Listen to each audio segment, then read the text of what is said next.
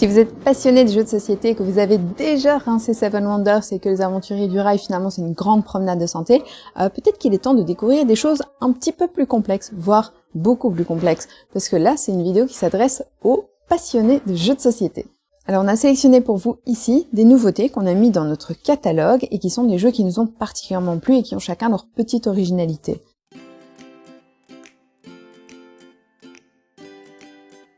Je vais commencer tout de suite avec Nidavellir. Au-delà de son thème qui est assez étonnant, on va recruter des nains dans une taverne pour aller combattre le méchant dragon Fafnir qui arrive pour venir brûler l'entièreté de nos montagnes. C'est assez rigolo parce qu'en fait c'est un jeu à la fois de collection de cartes et puis aussi d'enchères. Donc à chaque fois on va faire une enchère avec ces pièces pour essayer de rameuter les nains qui nous intéressent le plus et les mettre dans son armée. Pourquoi ? Parce qu'en fait, chacun de ces nains va avoir une particularité. Ils vont appartenir par exemple au corps des chasseurs ou des explorateurs, etc. Ça va leur donner une certaine couleur et en fonction des collections de cartes qu'on met donc chez soi, il y a différentes échelles de mesure, qui sont un petit peu différentes. Donc parfois on va faire le nombre de cartes au carré ou c'est une échelle exponentielle, plus on a de cartes mauves, plus on a de points, et ainsi de suite. Donc forcément, puisqu'on voit ce que les autres collectionnent, on va aussi essayer de les empêcher d'atteindre tous ces points de victoire. Et au bout de 2 aires, donc ça va être plusieurs phases de recrutement, partie 1, partie 2, eh bien on va pouvoir compter le nombre de points de victoire, celui qui en a le plus à gagner. C'est très chouette, c'est intéressant parce que ces enchères vont être de plus en plus importantes puisqu'on va pouvoir échanger ces pièces de départ contre des pièces plus fortes, donc c'est vraiment pas mal fait du tout, on aime beaucoup. Alors Dig Out, avec son thème et son look extrêmement particulier, nous a aussi vraiment tout de suite tapé dans l'œil. C'est un jeu dans lequel on va jouer des prisonniers et on va tenter de s'échapper de la prison avant les autres joueurs, parce qu'évidemment, dès qu'un prisonnier s'est échappé, on sonne l'alarme, on fouille toutes les cellules et notre chance est passée. C'est un jeu qui est extrêmement méchant et avec un thème vraiment résolument adulte. De la même manière qu'on montrerait pas un Orange is the New Black à ses enfants de 12 ans, on va pas jouer à Dig Out avec eux non plus.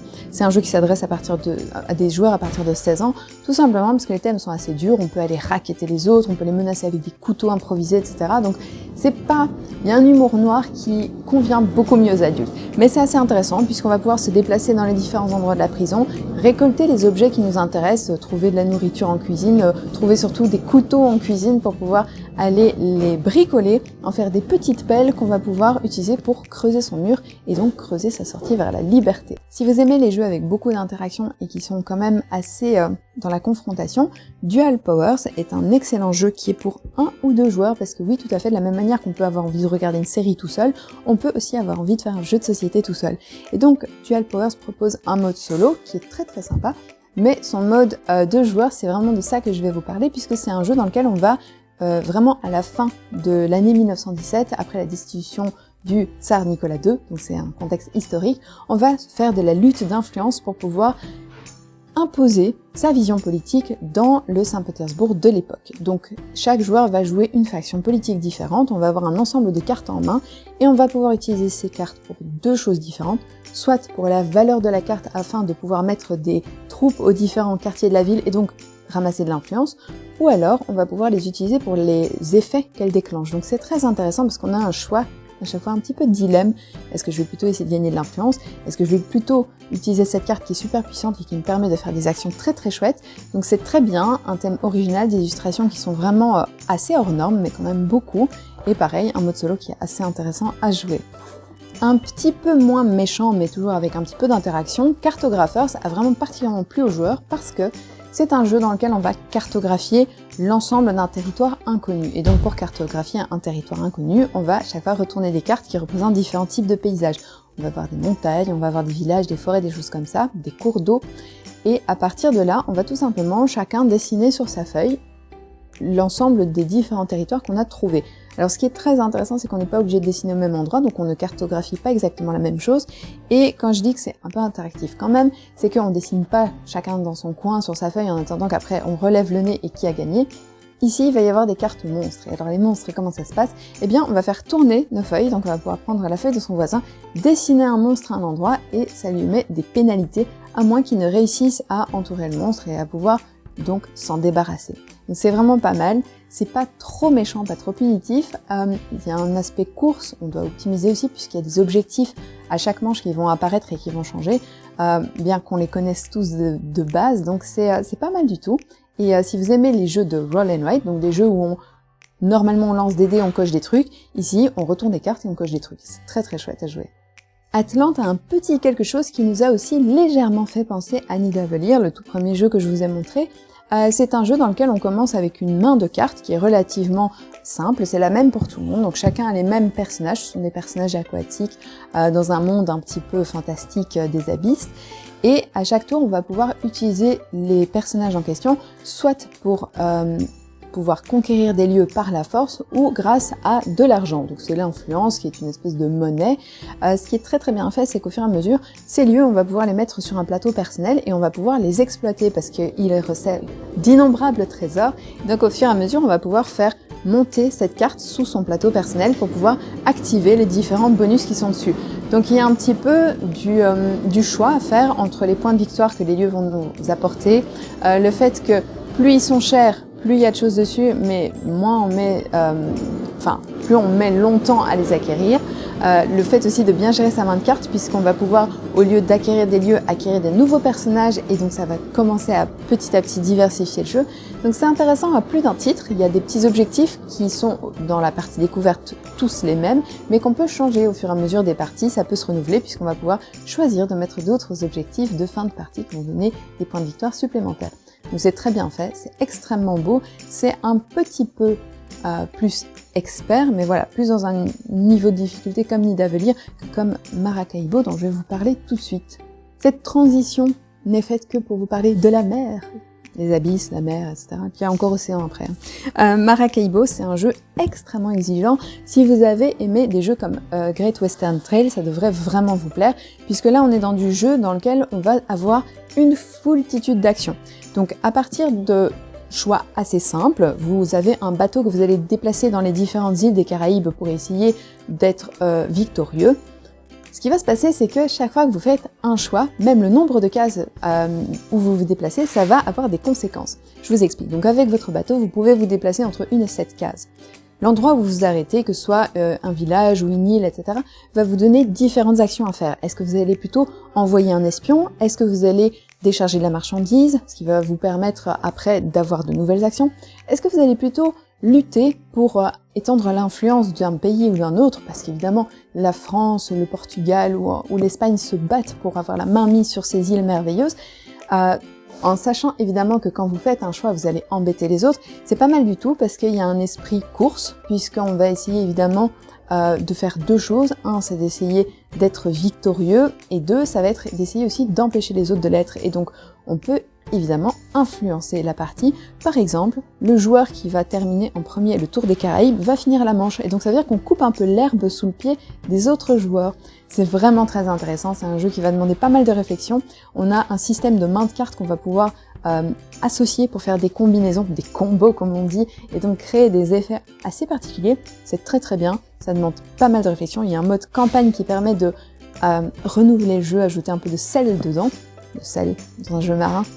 Mais c'est vraiment très très bien, donc si vous aimez les jeux lourds, exigeants, qui vont demander vraiment du temps d'investissement, c'est très très chouette à jouer. Il y a également un mode solo. Pour finir sur la thématique de la mer, après j'arrête, Océan, très très bien, un jeu pour 2 à 4 joueurs. C'est un jeu dans lequel on va devoir marquer des points de victoire, et on va faire ça en jouant nos créatures marines et en mangeant des petits poissons. Dit comme ça a l'air super mignon, mais en fait, bof. Dans le jeu, si vous avez joué à Evolution, vous serez en terrain familier. C'est un jeu dans lequel on va avoir des espèces marines et on va leur ajouter des traits d'évolution. Donc par exemple, on va pouvoir leur donner le fait qu'elles sont grasses et donc elles ont beaucoup plus de résistance, ou le fait qu'elles nagent en banc, et donc si elles nagent en banc, c'est plus difficile de s'en prendre à elles, de les éliminer. Elles ont beaucoup plus d'unité entre guillemets. Et au fur et à mesure qu'on va accumuler ces traits, eh bien on va pouvoir les spécialiser comme étant soit des animaux qui vont aller manger dans les récifs les restes des autres poissons, ou au contraire ça va être des immenses carnassiers type requins qui vont aller attaquer sans relâche les autres joueurs pour manger leurs poissons. Chaque fois qu'on va pouvoir manger des poissons, on va gagner des petits jetons poissons qui sont à la fin des points de victoire. C'est très intéressant aussi parce qu'il y a des cartes abysses qui sont des cartes extrêmement puissantes. assez dures à obtenir parce qu'elles sont chères, mais qui vont complètement retourner certains moments de la partie. Donc ça permet de mettre des stratégies un peu différentes en jeu, et ça c'est vachement intéressant. C'est hyper beau, un thème visuel et graphique extrêmement original avec un très beau parti pris, mais nous on aime beaucoup. Et en plus, c'est méchant, on peut se taper dessus allègrement, ou pas, ça dépend de sa stratégie, donc c'est très très intéressant. Et parce qu'il n'y a pas que la violence dans la vie, Mystic Vale, c'est quand même pas un jeu coopératif, ça reste un jeu compétitif, mais on est plus dans un esprit de course. Dans Mystic Vale, vous jouez des druides et vous allez essayer de restaurer le Val qui a été corrompu par la magie noire ou la pollution, c'est comme vous voulez. Et pour ce faire, on va avoir un paquet de 20 cartes en main. L'originalité de ces cartes, c'est qu'elles sont transparentes et elles sont glissées dans des protège-cartes transparents. À chaque tour, on va jouer un certain nombre de cartes de sa main, un petit peu à la manière d'un stop ou encore. On décide si on s'arrête maintenant ou pas. Et ensuite, on va pouvoir utiliser les petits points bleus qui sont indiqués sur ces cartes pour acheter au centre de la table des nouvelles cartes. Et pourquoi c'est important qu'elles soient transparentes? Parce que les cartes qu'on acquiert au centre de la table sont transparentes également, donc on les met dans son protège-carte. Et donc on a maintenant une carte à double effet. Au lieu d'avoir un seul effet, elle en a deux puisqu'on vient d'en ajouter une dedans. On la défausse, on va jouer tout son paquet, on remélange sa main, et puis on recommence. Et donc c'est ça qui est intéressant, c'est qu'au lieu d'acquérir de nouvelles cartes, comme dans beaucoup de jeux de deck building, ici ce qu'on va faire c'est qu'on va améliorer ces cartes. Donc on joue toujours avec les 20 cartes de départ, sauf que en achetant des trucs sur le marché, on peut améliorer donc ses propres cartes. C'est hyper intéressant parce que ça demande tout à fait une autre manière de réfléchir. Est-ce que je vais propulser une seule carte pour la rendre très puissante et essayer de la récupérer le plus rapidement possible? Est-ce que je vais un petit peu améliorer toutes mes cartes? Est-ce que je vais plutôt essayer d'aller aider le Val ou plutôt améliorer mes cartes parce que plus tard je pourrais aider le Val, parce qu'évidemment il y a les cartes Val à acquérir aussi qui donnent plein de points de victoire. Donc c'est très très bien fait, c'est extrêmement intéressant, c'est avec un peu d'interaction mais vraiment peu, c'est plutôt une course au point de victoire et c'est hyper joli et puis très original avec ces cartes transparentes qui se superposent. Et puis pour terminer, encore un gros jeu, mais cette fois-ci c'est un jeu coopératif, donc il n'y en a pas dans cette sélection, c'est le seul. Donc Aftermath, c'est un jeu dans lequel vous allez jouer des petites souris après le cataclysme. C'est un cataclysme qui a fait disparaître l'entièreté des humains. Imaginez Walking Dead, et subitement il n'y a plus rien. Il n'y a plus de zombies, plus d'humains, il n'y a plus que des animaux. Et vous, en tant que petite souris, vous allez essayer de survivre. Donc c'est un jeu d'aventure narratif, un petit peu comme Histoire de peluche, ou comme un autre, ou Les Demeures de l'épouvante, ce genre de jeu où on vous raconte une histoire en même temps que vous jouez. Et dans celui-là, vous avez un espèce de livre-jeu avec chaque fois une partie plateau, où vous allez pouvoir déplacer vos différentes figurines de souris, et puis une partie histoire où vous allez lire ce qui se passe. Ce qui est très bien fait, c'est que vous avez une vingtaine de missions dedans, et au fur et à mesure des missions, vous allez essayer de comprendre l'histoire, essayer de vous sauver, et surtout essayer de réussir les objectifs. Chacun des personnages a son objectif personnel, et il faut tous les réussir pour gagner la partie. En plus, il y a également une colonie qu'il va falloir faire survivre. Si vous ne réussissez pas à faire survivre votre colonie, c'est pas de bol, vous avez perdu. Et donc c'est très intéressant, c'est une coopérative avec un aspect narratif très fort, où on va pouvoir combattre des rats mutants géants, des chats avec une armée de petits félins à leurs ordres qui vont venir nous poursuivre et essayer de détruire notre colonie, trouver de l'eau pour la colonie, donc c'est super bien fait, c'est mignon, avec un chouette thème un peu original, donc vraiment on recommande. Et encore une fois, c'est un thème cute avec des souris, mais ça demande quand même pas mal de réflexion. Et voilà, donc on a fait une sélection de jeux avec des difficultés variables, mais qui sont résolument plutôt à proposer à des joueurs passionnés. Soit que vous avez quelqu'un dans votre entourage que vous voulez gâter, ou que vous-même vous êtes un joueur amateur de jeux un peu plus costauds, vous devriez trouver ici votre bonheur. C'est un peu difficile de dire lesquels sont les plus simples, lesquels sont les plus compliqués, mais normalement, avec l'explication que je viens de vous donner sur chacun de ces jeux, ça devrait peut-être vous orienter. N'hésitez pas, tous ces jeux se retrouvent sur notre site internet. Donc on a une boutique en ligne, www.lezap.be, parce qu'on est une boutique belge. On livre également à l'étranger sans aucun problème. Les délais de livraison sont très courts, on prépare tout en magasin. Et puis on vous expédie ça. Et si vous avez besoin d'autres explications, si vous avez des questions, besoin de conseils, n'hésitez pas, on a fait d'autres vidéos pour parler de plein d'autres jeux. On est également disponible sur les réseaux sociaux, soit sur notre page Facebook, soit sur notre numéro de téléphone, tout simplement, vous passez un coup de fil pour savoir si on livre, si on est ouvert, si on n'est pas ouvert. On n'est jamais ouvert jusqu'à la fin de ce confinement. Et sinon, on se retrouve très bientôt pour une prochaine sélection. À bientôt!